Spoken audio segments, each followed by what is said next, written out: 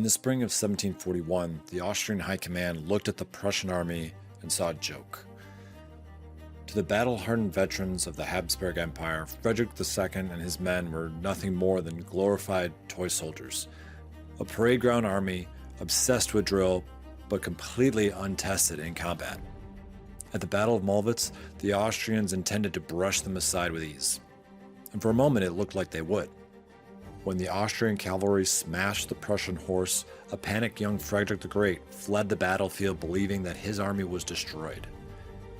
But what the Austrians, and Frederick himself, didn't realize was that the lines of Prussian infantry were about to change the course of the battle. Welcome to Prime and Load. My name is Lee Gugino, and today we're stepping into the snow-covered fields of Silesia to dissect the Battle of Mollwitz. In this episode, our very own Dr. Alex Burns takes the lead, and we explore the harsh lessons and tactical realities of the engagement that launched the Prussian war machine. Together, we discuss the contempt the Austrian commanders held for their enemy, the devastating action of the Austrian cavalry, and how despite their king leaving the field, the Prussian army fought back to grab victory out of the jaws of defeat. Thank you for joining us for Snow and Iron, the Battle of Mollwitz. So, Alex, today we are talking about the Battle of Mollwitz. Can you give us, first off, an overview of the situation that we find ourselves in? I know this is probably, like many of our episodes, an engagement that many of our American listeners probably are not very familiar with. Mm-hmm. Yeah, absolutely. So, not to sound like Russian President Vladimir Putin, but back in the 1240s in the Middle Ages, the Dukes of Silesia invited German settlers to move into the region. No, in all seriousness, I think it would kind of behoove us for a second to detour and kind of ask like the question, what is Silesia? Who are Silesians? Where are we? Why are we fighting? Like what's going on here? I mean, this is in some ways the beginning of the wars of Frederick the Great. So more seriously, Silesia is a place that in the Middle Ages and in the early modern world is kind of like a land in between. It initially belonged to the kings of Poland. From there, it was kicked over. It sort of struggles with independence. Who lives there?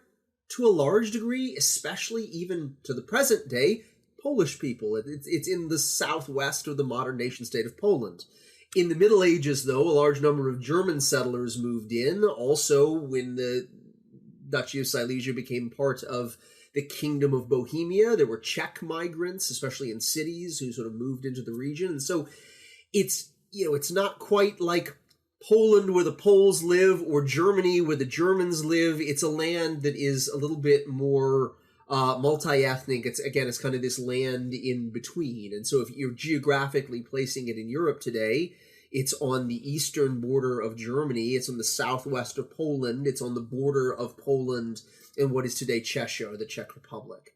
And so in 1740, there's a great sort of transition and shift that happens. The old emperor of the Habsburg patrimony, Charles VI, dies. And it's a very interesting period in European history, especially in Central and Eastern European history, because you have a series of old monarchs who are passing away and new monarchs who are taking the throne all across Eastern Europe. In the Habsburg lands, as I've just suggested, Charles VI dies, and his very young daughter, Maria Theresa, takes the throne. In Brandenburg, Prussia, the old king, Frederick William I, sometimes he's remembered as der Soldatenkönig, or like the soldier king, he dies, and his son, Frederick II, or Frederick the Great, takes the throne.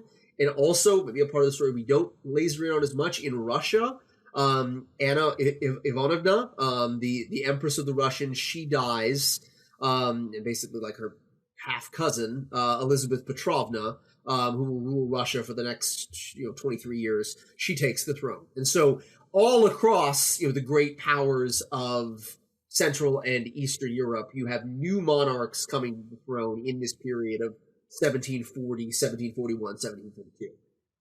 So it's a very, it's a dramatic state of affairs.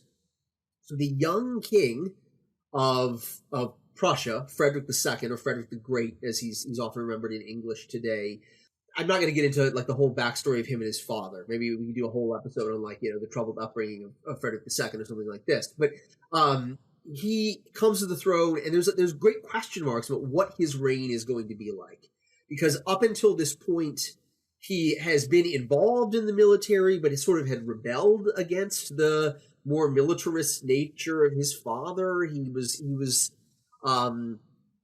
I guess you could say, and maybe this is rude because there are folks who would say he is homosexual, but he's a sensitive kid. He likes poetry. He likes playing the flute. He likes reading French. He's not, at least as a young man, doesn't seem like a huge militarist. Some incidents happen. He tries to flee the country. His boyfriend, likely von Katta, is executed in front of him. This makes him sort of hide those parts of his personality, at least outwardly adopt the more military side that his father is looking for him to sort of take on and become. And so you're kind of wondering, if you're living in Brandenburg, Prussia, or really all across the German lands in the mid 18th century, which Frederick are we going to get? Are we going to get the guy who, now his father's dead, are we going to go back to a guy who like loves poetry, who's written political treatises that are literally titled things like anti-Machiavellian thoughts, like, you don't want to just take neighbor's stuff? Are we going to get a philosopher king who loves peace and tries to promote stability? Or are we going to get someone who is maybe more militarist and, a little bit more authoritarian, someone who is dynamic, in addition to sort of having a strong attachment to the military in his state? And unfortunately for Maria Theresa, and sort of her desire to keep her father's patrimony intact, Frederick II ends up not fulfilling these early hopeful signs that he was going to be some sort of peace-loving philosopher king. Very early on, he gets into a dispute with a small bishopric in the Holy Roman Empire, and basically says, you're going to give me the money that I'm owed, or I'm going to invade your country. And even his own foreign minister, a guy named Podewilz, says, wow, that's strong language. That's the language of Louis XIV. This is you sound like someone who's maybe a little big for your britches, Your Majesty. And so Frederick has this very real sense of, he's got a lot of money because his dad was kind of a miser, and he's got a really big military because his dad was obsessed with the military. And so this gives Prussia, in sort of real power terms, a lot of leverage to throw around. And so from Frederick's perspective, the death of Charles VI gives him a golden opportunity. It gives him the opportunity to kind of shake down Maria Theresa, this poor young woman who's trying to sort of inherit her father's territories, and take some of her territory for himself. He writes a letter to her saying, we're happy to confirm you, because he gets a vote. He's one of the electors of the Holy Roman Empire. We're happy to confirm you and your husband as the Holy Roman Emperor. We want to try and protect your patrimony from foreign seizures. Just give us this Duchy of Silesia and we'll back you 110%. And her response is basically say no, you weird robber baron, I'm not just going to give my father's patrimony over to you. This is ridiculous. And so as a result of her refusal, Frederick invades, and with his army of 80,000 men, he takes a portion of it. Prussia has in total 80,000 men at this point. He invades on December 16th, 1740 into Silesia, into this sort of northern duchy of the Habsburg lands. And so, I even the way I started this podcast, it's very common to say this is the moment where Prussia enters the great powers of Europe, and that could be true depending on your perspective, but really 1740, 1741 is a moment where any number of middling power states in the Holy Roman Empire, Saxony, Bavaria, Brandenburg, Prussia, they all could have seized upon this moment in order to achieve great power status. We just like blaming the Prussians because they're the ones who actually do it, and they're the ones who in some ways, are the most militarily successful at it. Maria Theresa is not going to take this lying down. She doesn't have many forces in the region. She has some scattered garrisons across the region, and specifically the towns of Glogau in the northwest of the duchy, of Breslau, which is sort of like the capital of the region, in the smack dab in the middle of this sort of manatee that's sort of in here in Central Europe, and then also at Nysa, which is like on the border with Bohemia and Moravia to the southeast, or central southeast, I guess we would say. There are garrisons who say we're going to try and hold out. We're not subjects of this sort of Protestant Prussian guy who's invading. We're soldiers who are sort of sworn duty to the Habsburgs. You can't just come in and seize this duchy. We're going to resist you. And so especially at Glogau and especially at Nysa, there are a lot of, the Prussians aren't great at sieges. They've got a really big army, but it's not always the most technically competent army in terms of like, to use a really bad football analogy, like the special teams part of it. The siege part of it is not a really competent wing of this army. And so Frederick has to leave forces at Glogau to sort of blockade and besiege that city. He tries to besiege Nysa. It doesn't work out as well. And this gives the Austrians time to kind of mobilize men to try and move back into, from their perspective, liberate this duchy, kick the Prussians out, and sort of, restore Austrian authority there. Okay. Also, I should have mentioned there's another small fortress just south of Breslau, the fortress of Brieg, that holds out as well. So three fortresses. Glogau, Nysa, and Brieg are kind of trying to defy Prussian authority in the late part of 1740 and the early part of 1741.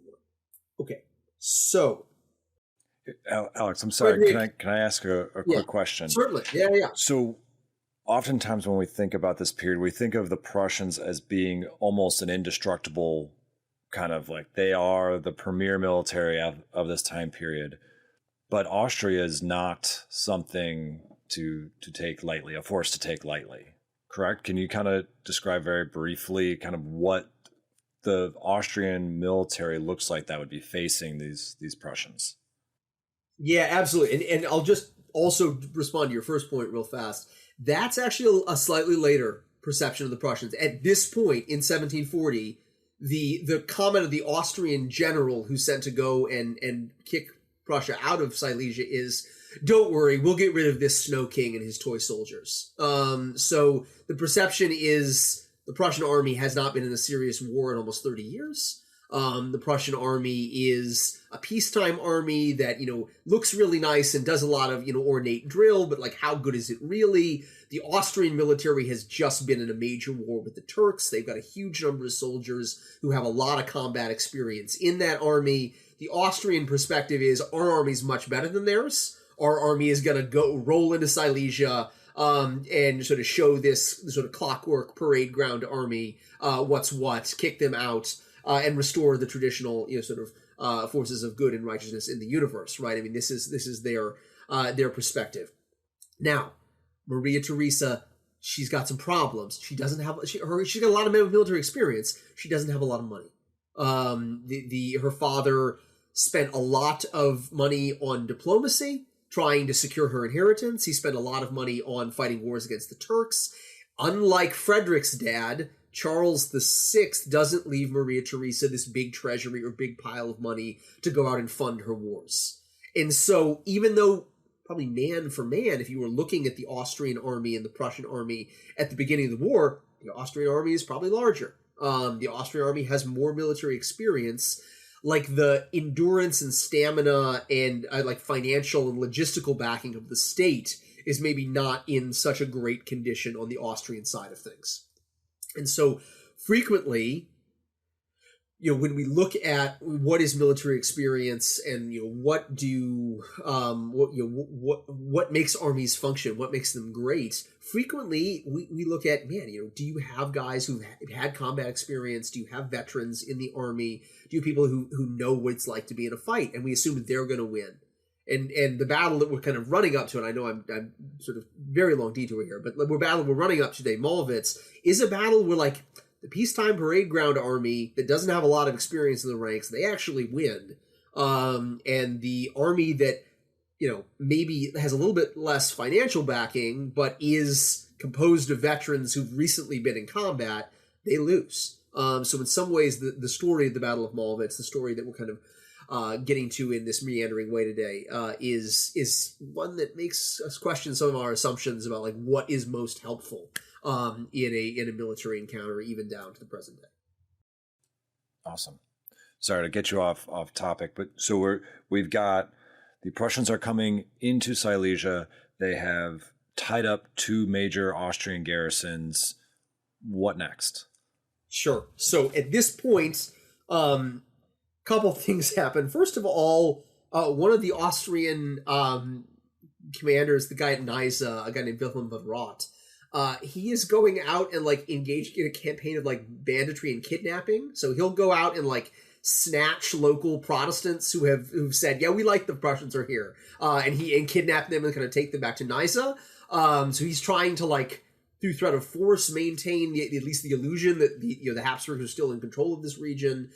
But a serious blow to this idea is that on March 9th, 1741, the hereditary prince Leopold Max of Anhalt-Dessau, not the Alter Dessau, not the old guy from Dessau, who listeners might remember from the Battle of Kesselsdorf, but his one of his older sons, his oldest son, Leopold Max, he takes the city of Glogau in like a night assault. Imagine in the dead of night in March, Prussian forces assault the city, get over the walls, and kind of take it without a major siege.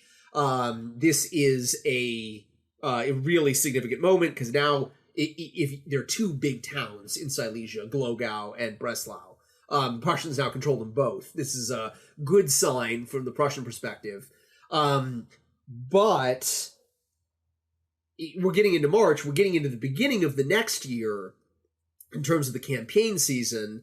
And the Austrians have been sort of gearing up for this and mobilizing. And they send Field Marshal Neippersch down into Silesia with an army of 20-ish thousand men in order to try and restore the fortunes of the monarchy, to try and kick the Prussians out, retake the duchy, end this war. It's the Prussians probably have in total numbers, they have more men deployed in Silesia than this relief force of 20,000 men. But it's pretty concentrated. It breaks across the frontier, and the Prussian army is all like dispersed out into like winter camps. Basically, they're trying to sort of maintain a frontier chain where the border with the Austrians are. They're not trying to sort of consolidate their forces into one region, and so the Austrian army under Neippersch breaks through, and by April 5th, they've relieved Wilhelm von Roth and his kidnappers at the fortress at Nysa. And now they're moving up to try and also relieve the fortress of Brieg, which is in like south central Silesia. So they lost Glogau, but they're trying to kind of go back up, restore control of the parts of the duchy where they already have garrisons, and hopefully launch an offensive that's going to kick the Prussians out of the rest of the duchy. Now, from the Prussian perspective, this is a disaster because the main Prussian army is actually to the southeast of where the Austrian army is. So the Austrians are astride their logistics, their line of communication. They are closer to the Oder River. They're going to very soon be in contact with a major fortress that's on that river. It's going to be really hard for Frederick to get food and money and supplies to his army with the Austrian army in between his forces and their base of supplies. So in terms of, we often kind of think of the Prussian army under Frederick the Great as being really fast and dangerous and aggressive. And all those things are true, especially by the time you kind of get into the reign. This is a moment where the Austrians actually kind of got the Prussians by surprise. They've put themselves in a great operational position. And as a result of this, Frederick is he's in a disastrous position. He basically has to fight, or his army's going to fall apart. And so he's in some ways in one of the more dangerous positions of his military career. I mean, you could put it up with there, in my opinion, with the Battle of Soor. Christopher Duffy looks at this and says what happens at Mollwitz is maybe equally dangerous with what happens at the Battle of Liegnitz in 1760, where basically the Prussian army is surrounded and then attacked by the Austrians. It's a dangerous position for Frederick. He's 28 years old. He's still learning command. He still has his sort of father's generation of generals in charge of the army. And I think in some ways he's sort of taking notes on this and saying, okay, we're trying to maybe fight in this more traditional way. We tried to put out a cordon of outposts to control the frontier. That put us in a really dangerous position. Now we kind of have to fight for our lives as a result. And so the Prussians are moving up to the northwest to try and get into contact with this Austrian army. The Austrians are sort of moving up to the northeast to try and reach this fortress city at Brieg. And you have, on the evening of April 9th and the morning of April 10th, one of the first major showdowns, set piece battles in the history of the wars of Frederick the Great at Mollwitz in 1741. So that kind of takes us, grand strategy. What's the background to the battle itself? Okay, so we've got the Austrians and the Prussians around Mollwitz. Can we start with what the kind of the tactical mission statement for each commander would be? And we've talked about we've got Frederick on one side, and I'm sorry, the other commander is Field Marshal Neipperg, who's an older Austrian general. He's been in the wars since the period of Polish succession and the most recent Austro-Turkish war. He's I don't think he was in our greatest general in the 18th century bracket, but he's not, a horrible field commander. He's a man with a great deal of military experience. You also have generals like, the future Field Marshal Brown, who will come to prominence in the 7 Years' War. He's an infantry commander at Mollwitz. And so there are some fairly competent and good Austrian generals there. As far as what each of them are trying to do, the Austrians are, I think I kind of shared their perspective is we're going to win a quick tactical victory and then kind of steamroll the rest of the province and restore it to Habsburg control. I think I twice now already said the comment about the Snow King and the toy soldiers. The Austrian officers say, leave the soup on and we'll be back quickly after we've beaten these guys. The final comment from Field Marshal Neipperg is, we're going to teach Frederick the Great that, he doesn't need to be messing around with real politics. He should go back to, the quote is, he should go back to Apollo and his muses. So, you spend some more time playing the flute, less time, invading Silesia. This would be a better life plan for you, Frederick, is sort of, the comment from the Austrian commander. So, again, I don't think it would be fair to say they view this as like a police action or something like this, but they don't take the Prussian army very seriously. And they think that, we're going to win a tactical victory and then relieve the various cities that have been occupied by the Prussians. Operationally, they're in a great position. They're astride Frederick's communications. They know this, right? They know that they've got the Prussians right where they want them. And so as a result of this, they think, well, we backed him into a corner. He's sort of approaching on our playbook. We're dictating the terms of the engagement. This is going to be an easy battle for us, or relatively easy battle for us to win. From the Prussian perspective, most of these soldiers have never been in combat before. Frederick says, yeah, we're going to kind of let Marshal Schwerin run this battle. He was my father's, top general. He's a guy I trust. We're going to let him, maybe manage some of the more micro tactical aspects of this. And the hope is we're going to break through the enemy army, reestablish contact with our line of communications, and get out of this very dangerous situation that we're currently in. And so, especially on the Prussian side, from the king down to common soldiers, you have comments like, yeah, we've never been in battle before. There's a drummer named Dreyer who's basically like, only a great liar would tell you that you're as calm in your first battle as you are in your 10th. And so the Prussian army's a little bit nervous. Like, yeah, we've loaded and fired our muskets a lot on the drill square, but like, what is it actually going to look like in combat? These are things that are on the mind of the Prussian army as they're sort of marching up to the northwest to contact the Austrians on the mid-morning of April 10th. So, phase one, if we can call the actions of phase one, what would that look like?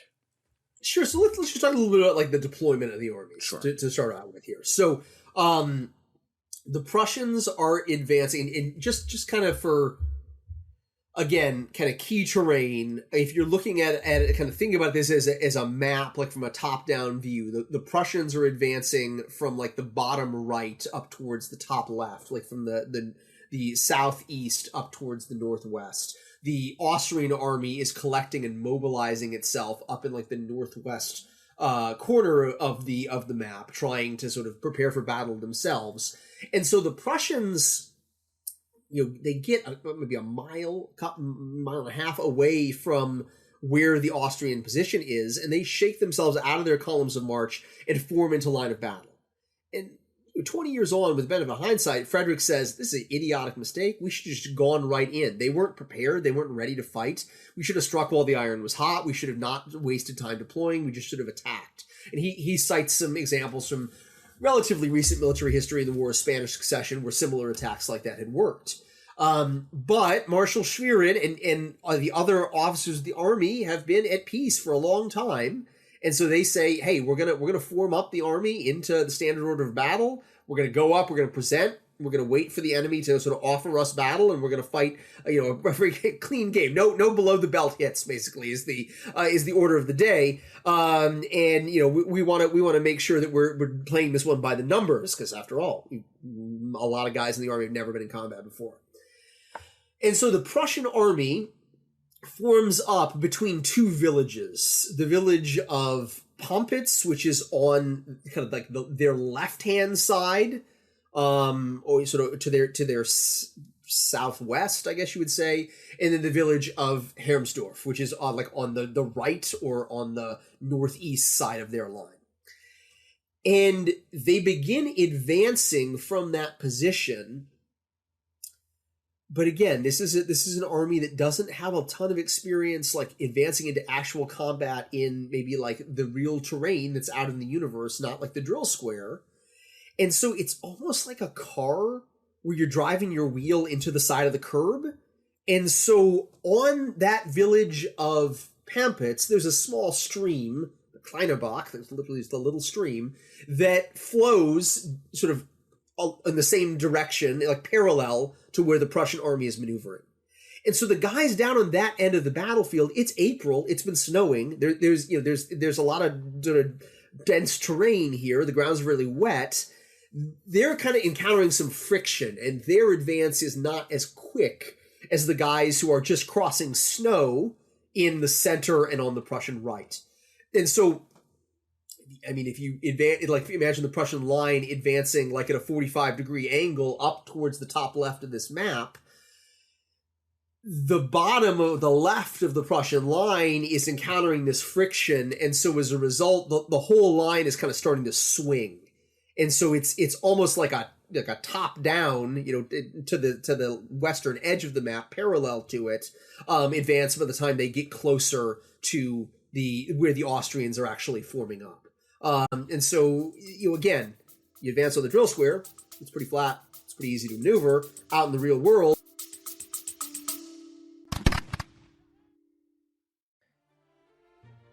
Hello listeners, this is Andrew. We often say that history is written by the victors, but on this show we know it's actually written by the supply lines, by the weather, and by the difficult decisions made inside the command tent. Sometimes the most interesting part of our recording session isn't the battle narrative. It's the 20-minute debate or analysis we have between the key actions. If you enjoy those what-if moments, I invite you to become part of the Prime and Load War Room on Patreon. For the price of a pint, you can hear the conversations that usually end up on the cutting room floor. You'll also get access to our newsletter, The Orderly Book, as well as exclusive bonus episodes that cover topics we typically don't get to on the main show. So if you're the kind of person who's looking for more 18th century warfare, join the Prime and Load War Room at patreon.com/primeandload.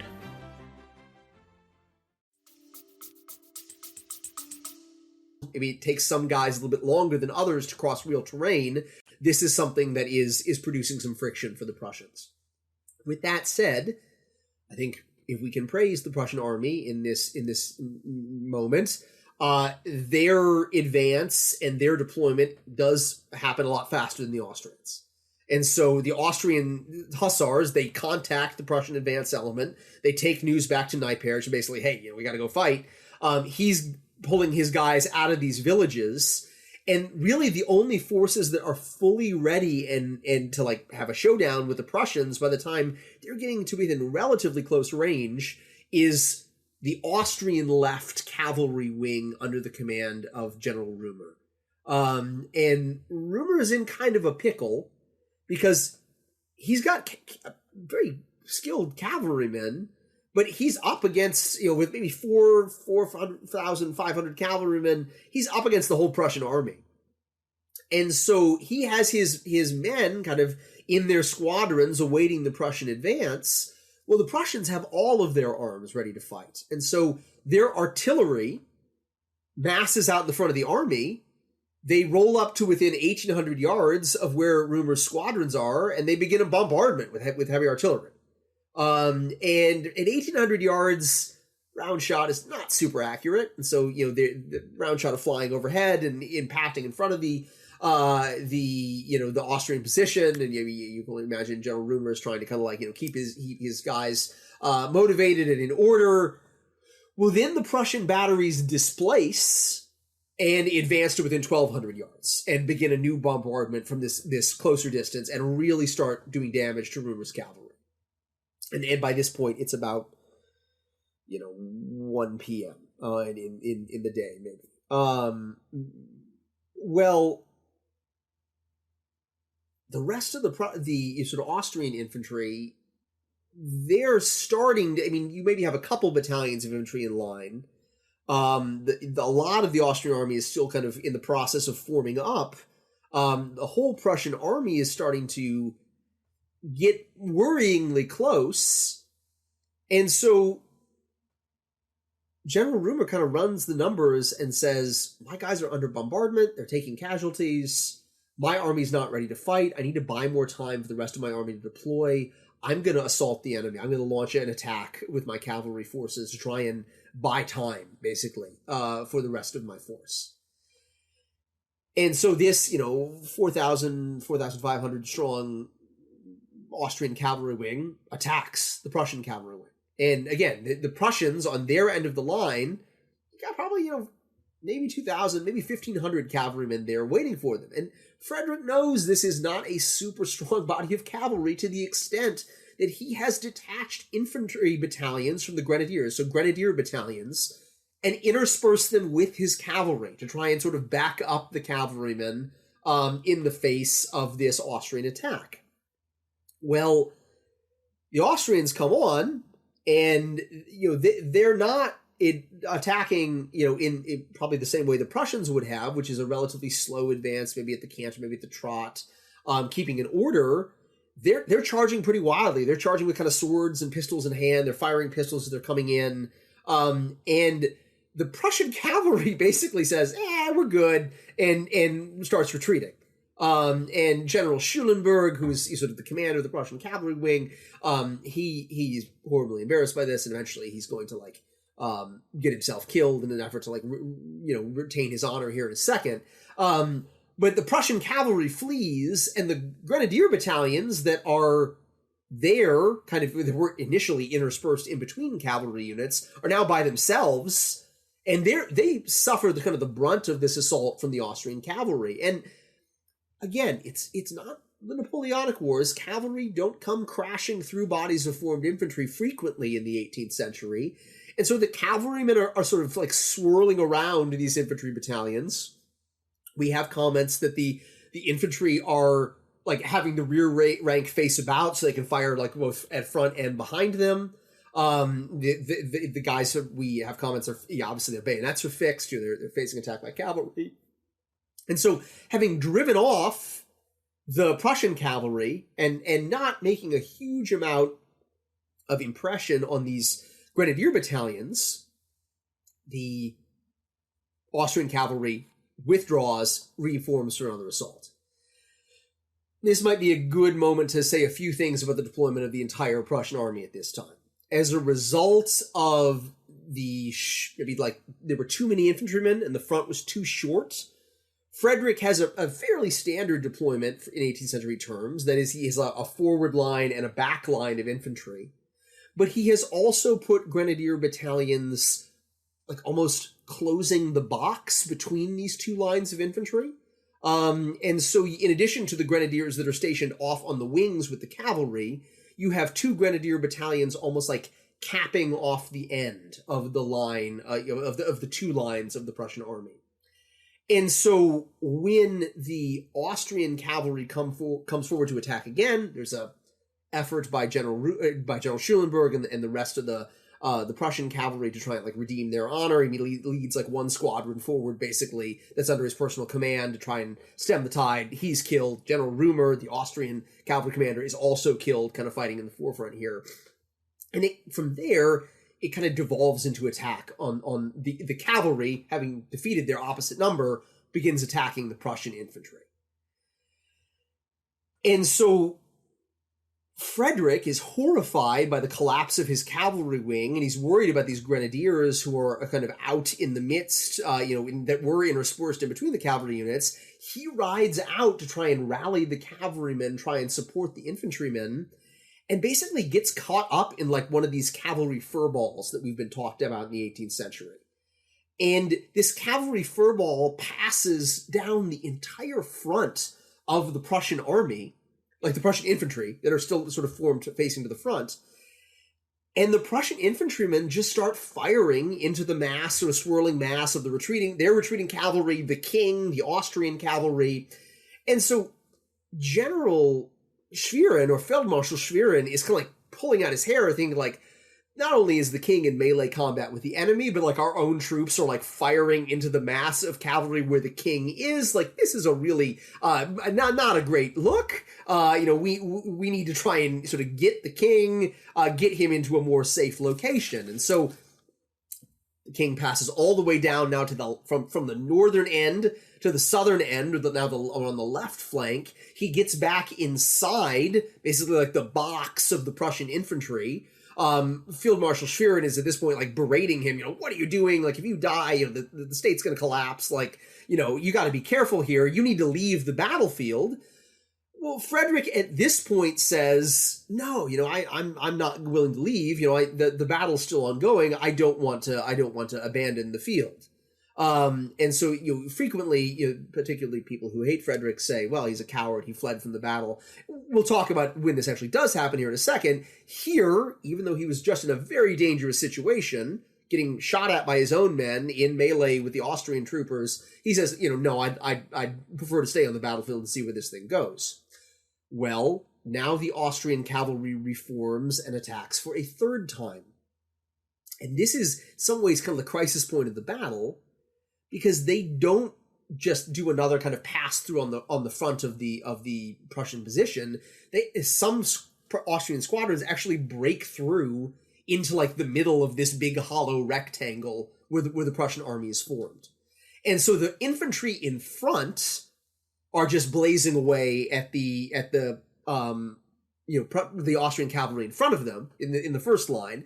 And Marshal Schwerin doesn't love that. I mean, he's a man with some experience with the wars. He knows that when infantry just begin blazing away without orders, that's a sign that they're probably a little stressed out. Now you have enemy cavalrymen among like the officers and the king and his suite, in the middle of the Prussian formation.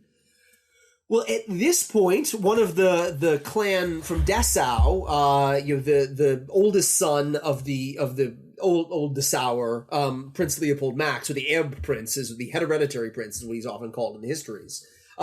He's in command of at least part of this Prussian forces in the second line. He rides up and down the line in the second line and says, any men who are Jaeger, any men who are good shots, I want you to try and pick off the Austrian cavalrymen that are now in between the first line and the second line. And so at this point, the king and the commanding generals of the army are in the middle of enemy cavalry and their own second line troops are now firing at the enemy cavalry that are in amongst them. And so Marshal Schwerin's kind of, having a pretty bad day. And he very quickly, this well-meaning, goal, can I have the Jaegers from each company open fire, on the enemy cavalry? This transitions to just a general blazing away by the second line. They just start firing. The entire second line starts firing without orders. And they're only 300 yards in between these lines. So, I mean, frequently Christopher Duffy and others note that, man, the Prussians take a lot of casualties at the Battle of Mollwitz compared to the amount of fighting that happens. There's probably some friendly fire going on here between the two infantry lines. The guys in the back are firing at the cavalry, but when they're missing, it's probably hitting the guys in the front line. This is an incredibly chaotic moment, a dangerous situation.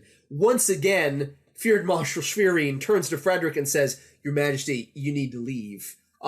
You've got to get out of here. This is an incredibly dangerous moment. We've lost control of the infantry. The right-hand cavalry wing is gone. The last thing that we need for you is to lose your life here on the battlefield. Why don't you get out of here?"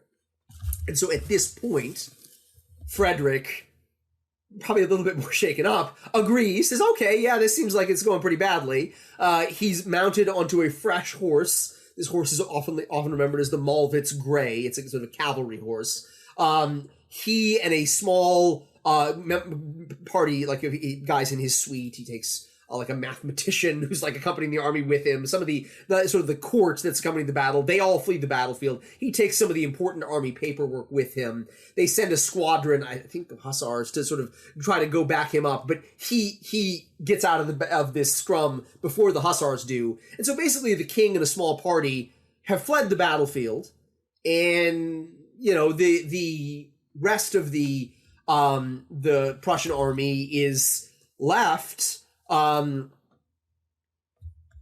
number of Prussian generals ride up to Feldmarschall Schwerin and say, "Okay, we've got the king off the battlefield.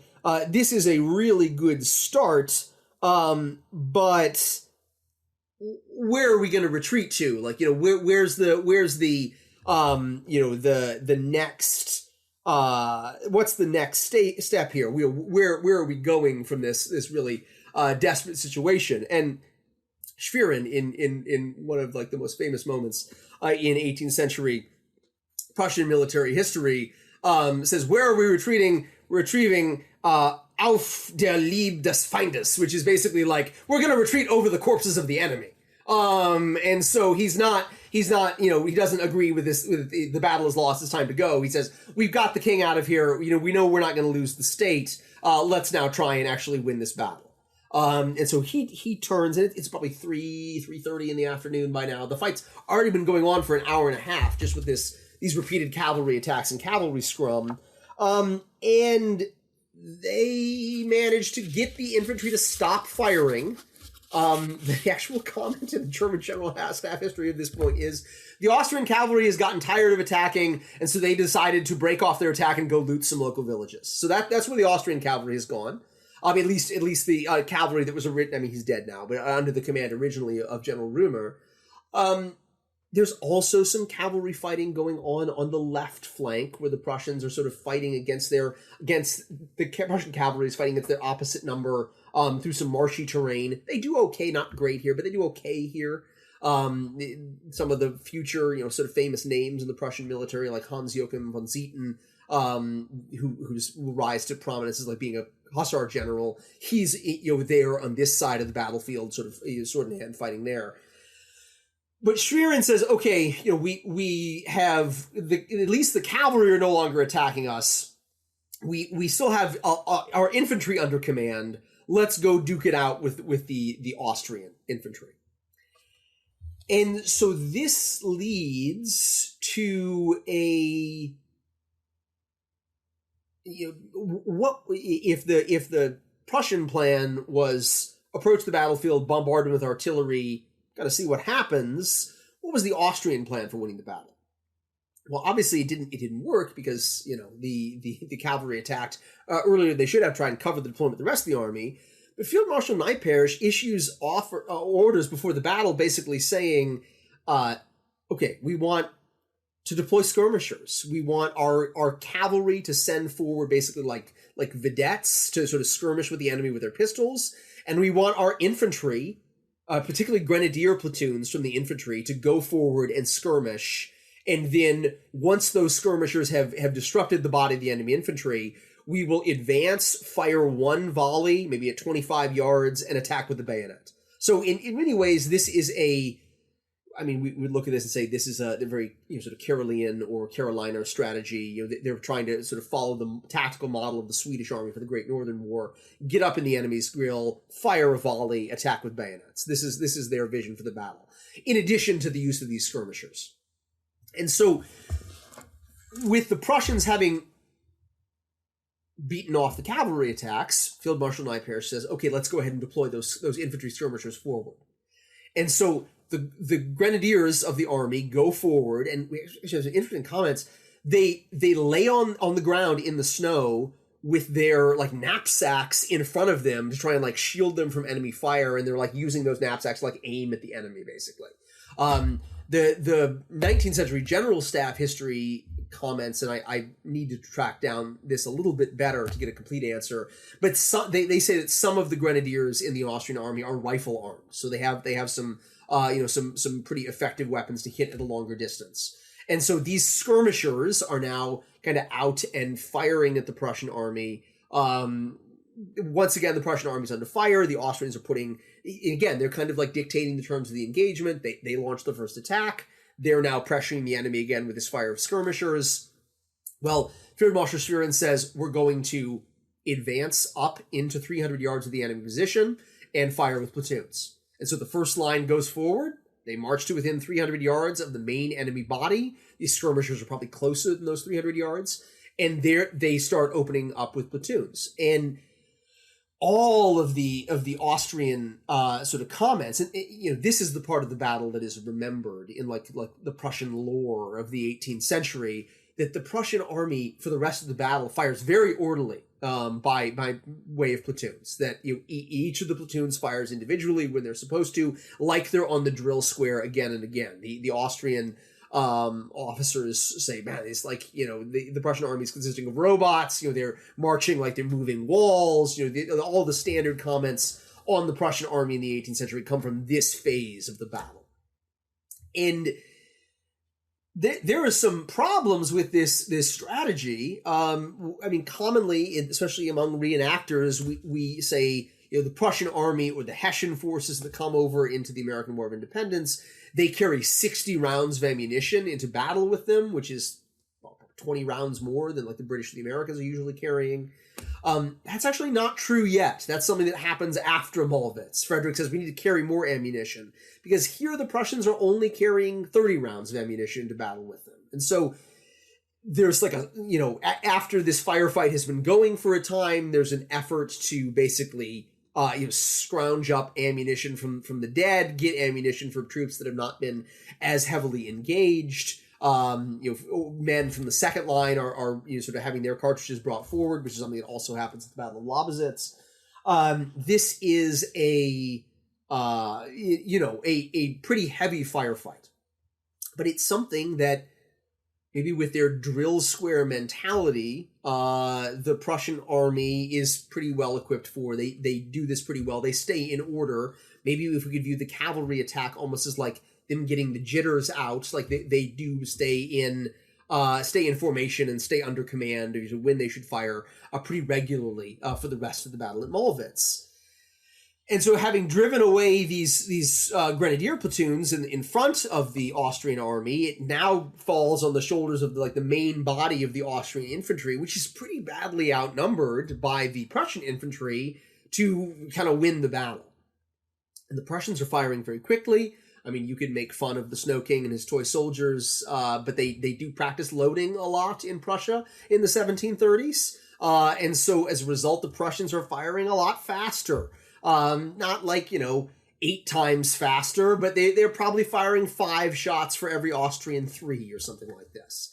And so the Austrians start to maybe panic a little bit.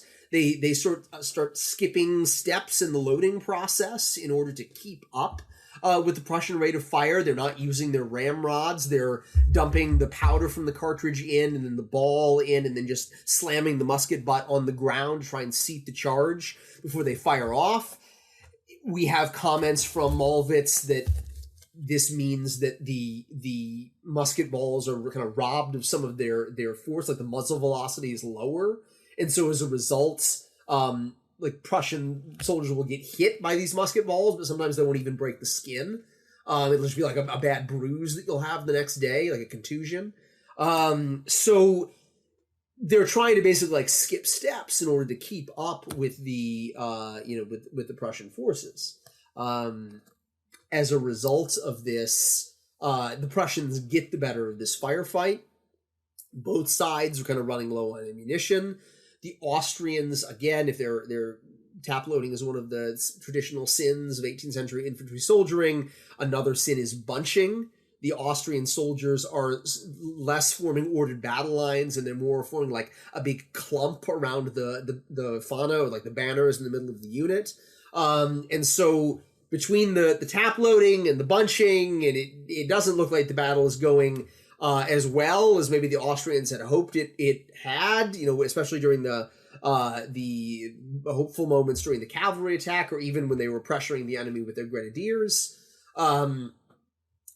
Field Marshal Nyperg decides, well, we're gonna try and reform the infantry north of the town of Mollwitz. We're gonna sort of break off contact and reform the army.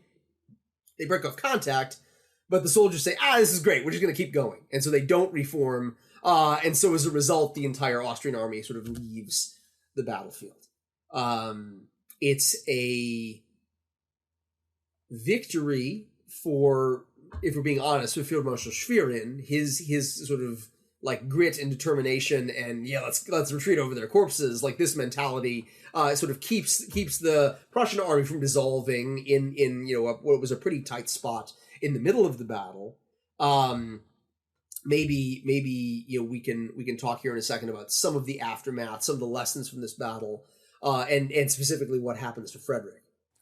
Yeah, this sounds like an incredible, like pulling back on the yoke almost. It's going absolutely horribly, and then, like you said, through grit, the Prussians are able to kind of pull things out and take their drill square discipline and make it work for them.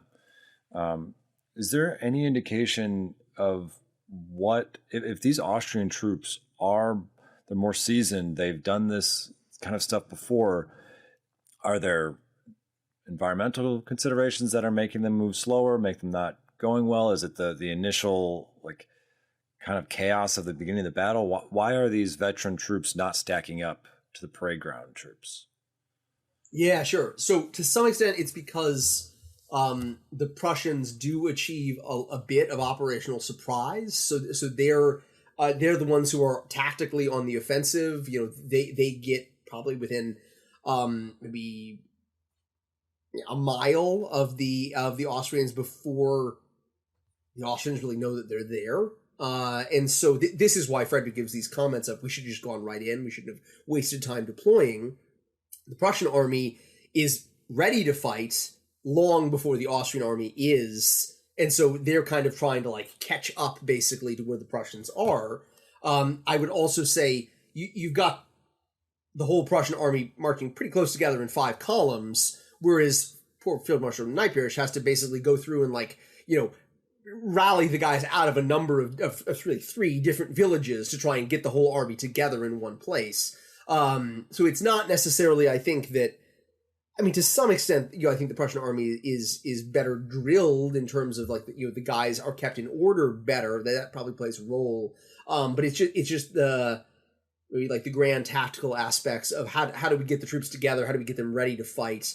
That the Prussians are a little bit more consolidated, that they know the battle is happening. The Austrians, although they're very confident, as you can tell from these comments, they're not as ready to fight, or they're not expecting a battle exactly in these terms as the Prussians are. So this helps account for some of the slowness of the deployment. Also, it's been snowing, so you not only do you have to like get guys together, you have to sort of cross the snow from a village that's, probably like the village of Hürnen is probably like a mile away from Mollwitz, so you have to try and get guys across the ground in position, and it's why do the cavalry show up and fight first? Because they're at Mollwitz. The cavalry forces are encamped at Mollwitz at the point of attack, and so maybe if the infantry had been encamped at Mollwitz and the cavalry had been more distant, the infantry would have formed up quickly and the cavalry would have been ready. But because of how the army is deployed or cantoned or whatever you want to say, the cavalry is the one that's there and ready to fight. The infantry move a bit slower. They're coming up from these other villages. So how does Frederick take this? I mean, Schwerin's told him, flee the battlefield, sire, all is lost, and then gone and won a quite impressive victory. Poor old Fritz is going to start feeling pretty silly, I imagine. Yeah, so he's got a sort of, there's a lot of fun anecdotes and like afterlife of the battle for dear old Frederick. So he leaves the battle like in the company of mathematicians and members of the court, and is fleeing here, and he's got a bodyguard some distance behind. The bodyguard actually can't find the king, and so they just kind of like stop and like at some point trying to find him and camp out in a village for the night. And so the king and his men, basically he gets to Upland, which is like a small town like in this vicinity, and rides up to the gates, is like, hey, let us in, please. And the answer comes back from the gate, who is it? Because it's a party of Austrian hussars who's taken the town, like 50 Austrian hussars are in the town, kind of like sort of waiting to see what's going to happen in this battle. And when Frederick's like, oh yeah, it's the Prussians, they open up and start firing at him. And so, Frederick, he's fled probably 30 miles to this city, wheels around, flees back to the army, basically, right? And about halfway through this 72-mile ride, he finally connects with those guys who are supposed to be protecting him, and they say, oh yeah, your majesty, we've heard from Field Marshal Schwerin, we actually won the battle, it all turned out okay, don't sweat it. And so he returns early the next day on April 11th, kind of to the battlefield where Schwerin has won. You frequently see comments that Frederick never forgave Schwerin for winning this battle in his absence and basically like forcing him to flee off the battlefield.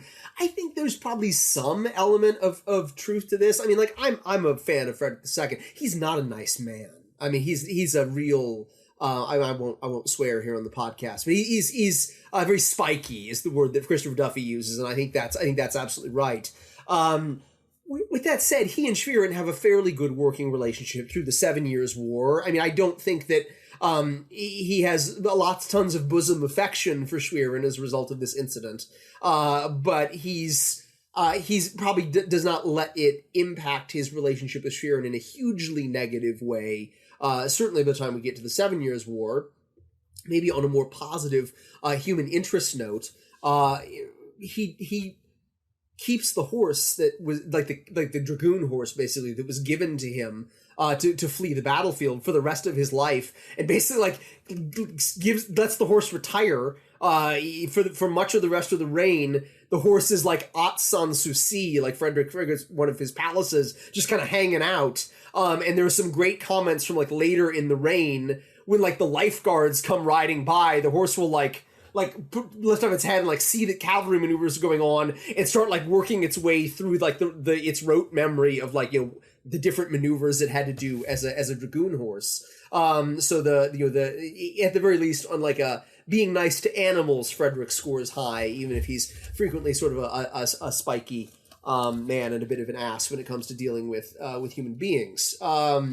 So having gone through this moment, so that you kind of this embarrassing loss, I think it's also to Frederick's credit that he immediately sits down and says, man,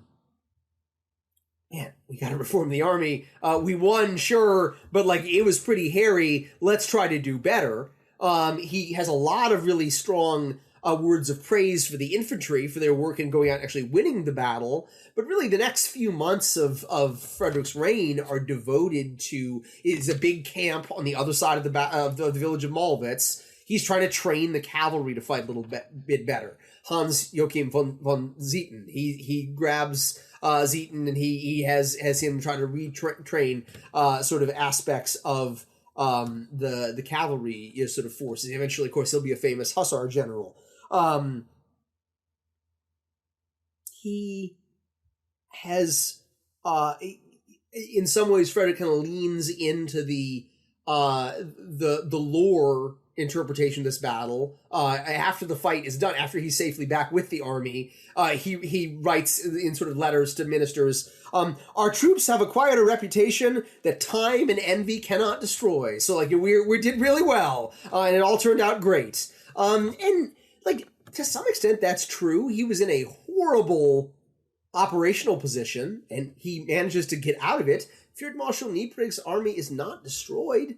His army continues to sort of be in Silesia, and he and Frederick are maneuvering for much of the rest of the year in 1741. He's out of this really tight spot. He manages to reestablish communication with his line of supply. This is probably one of the most important outcomes of the Battle of Mollwitz. But just looking at the losses at Mollwitz, I mean, it's sold as often this great Prussian victory, and I think it is. I mean, obviously the Prussians survive, right? Well, after Field Marshal Napier sort of flees off the battlefield and the dust settles, or the snow settles, I guess, what's left? Well, the Austrians take about 4,600 killed, wounded, captured, missing. The Prussians take just shy of 5,000. So the Prussians actually lose more men in the course of winning this battle than the Austrians lose in being defeated.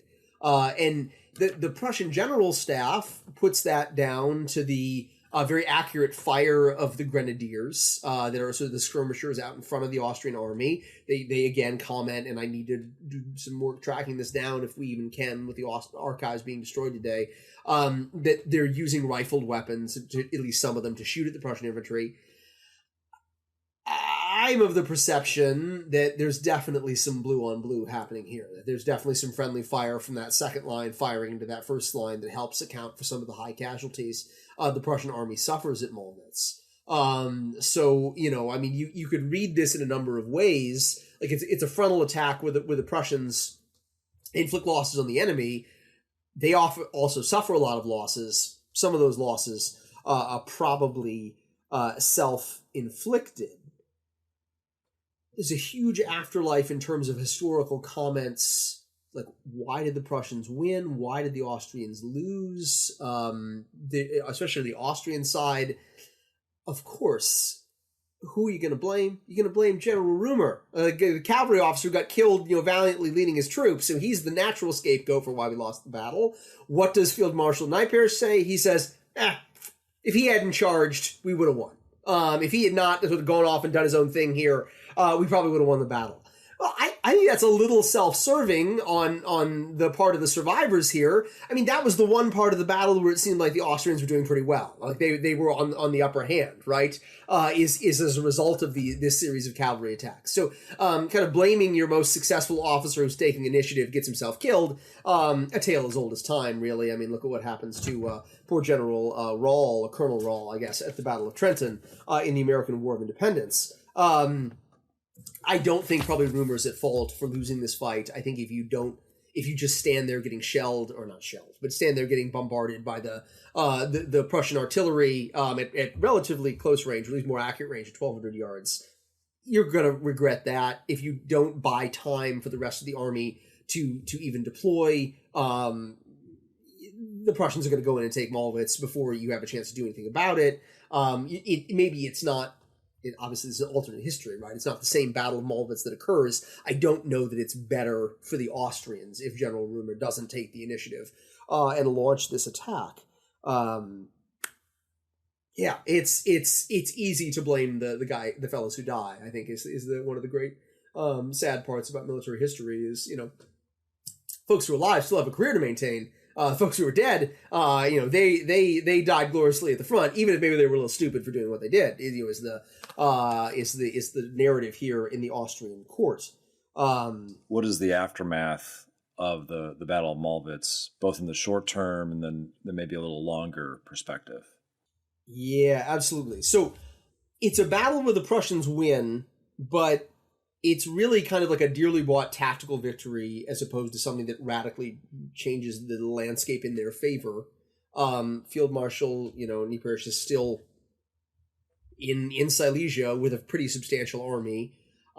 He fights a war of maneuver. He doesn't engage in open battle against the Prussians again for the rest of the summer. But I mean, it's April for the next 5 months, I guess. The two armies maneuver, and then on October 9th, the Prussians and the Austrians sign a convention called the Treaty of Klein-Stellendorf, where basically Maria Theresa, who desperately needs this army to fight against her massive sort of sea of opponents, the French, the Bavarians, the Saxons, she says, hey, we'll let you have Silesia for now. We need Field Marshal sort of Nieperich and these forces to go fight in other locales. And so that army withdraws from Silesia. The Prussians are temporarily granted control of Silesia, which would be confirmed a couple more times in sort of the rapid in and out, where Frederick is very Machiavellian. He's willing to sort of abandon his allies and then rejoin the war and then abandon them again a few times in the period of what we call the First and Second Silesian Wars. So it's not necessarily as a result of the Battle of Mollwitz, but as a result of the desperation that Maria Theresa faces on a strategic level, that she says, okay, we can deal with Frederick later. We need these troops to sort of abandon the contest here, move to a different theater. That's what gives the Prussians the kind of moment they need to try and seize what will become permanent, at least until 1945, I guess. Control of the Duchy of Silesia for the Prussian state, for the Hohenzollern dynasty, and so. I mean, it'll be a while, I would imagine, before we pick up this particular thread of the narrative with the 285th anniversary of Ceausescu, I would guess. But I mean, essentially, this not this battle, but the overall, kind of strategic picture ensures that Frederick's goal in starting this war, his war aim, is achieved. The Prussians do sort of achieve control, maybe not directly as a result of this Battle of Mollwitz, but this is a moment where it could have gone in another direction. The Prussian army could have been absolutely decimated, or I'm using that term wrong, but it could have been heavily damaged. This is a turning point in Prussia's favor, even if it doesn't immediately guarantee a peace and guarantee the end of the war. Awesome. And the question I've always got to ask is, what would be the takeaways for modern leaders from this battle? It's a great question. On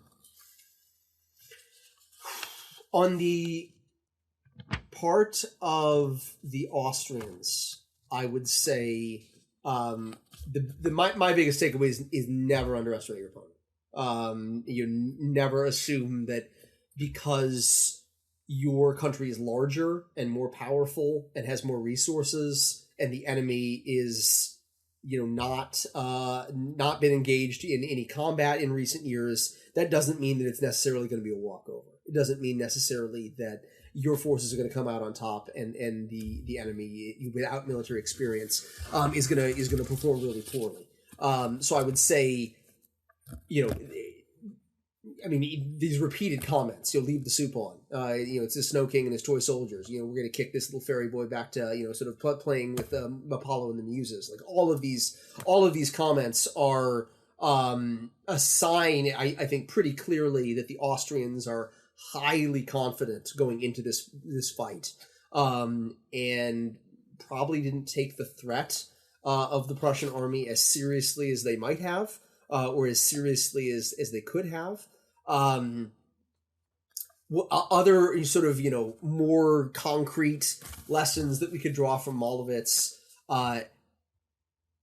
Don't be afraid to take the initiative if you're an armor or cavalry leader, right? I mean, like, this is a moment where probably if General Rumor had not taken the initiative, the loss would have been worse for the Austrian army than it actually was. Frederick might have gotten his end goal of, we're going to sort of nab some of these guys in their villages still, and maybe achieve a more devastating victory, at least operationally, for the Prussian army. So, be willing to take risks, accept prudent risk, right? Be willing to take some initiative. I think that's one of the big lessons that comes out of Mollwitz on the Austrian side. On the Prussian side, don't give up too early. Obviously, you could view that in like a negative lens, looking at Frederick and his decision to, on the second ask, okay, yeah, this doesn't look like it's going well, I'll get out of here. But on more positive sense for Feldmarschall Schwerin and some of the other Prussian generals, it's not over till it's over. And even if it looks like the enemy has gained the upper hand, don't choke, don't get in your own head. So think about what you're there to do, what you can do to the enemy. I mean, it's almost like in some ways, like a Ulysses Grant sort of response to what's going wrong and what can we do to to sort of enforce our will on the enemy and not the other way around. You're up against an opponent that has more military experience, that is fighting in ways that actually tactical practices that are probably superior, like using skirmishers, using rifled weapons, using things that are they glean from recent conflicts that your army has not benefited from. You could be very intimidated by that. You could get in your own head about that. Don't do that. Your army, you get a vote basically, and you should not abandon that vote earlier than you need to. That's why Schwerin ends up winning the battle, and goes on. And I'll reiterate this because it reminded me it's a hard one for British listeners. Schwerin goes on to, of course, die the most famous death in 18th century military history, where he is blasted by a load of canister at the Battle of Prague on May 6, 1757. So, if you are tenacious enough to go out and win battles, you too could die gloriously in the face of the same enemy, 16 years later. That's it for this episode of Prime and Load. We hope you enjoyed us as much as we did. Don't forget to sign up for our free newsletter with the link in the description. It's the best way to stay up to date with the show, see what's coming up next, and ask us questions. You can also follow us on Facebook, Instagram, and Twitter. This episode was hosted by Drs. Alexander Burns and Andrew Bamford. It was produced by Lee Gugino, music by Brianna Tam, Ardi Son, and Adrian Beringer. Prime and Load is a Historic Studios podcast.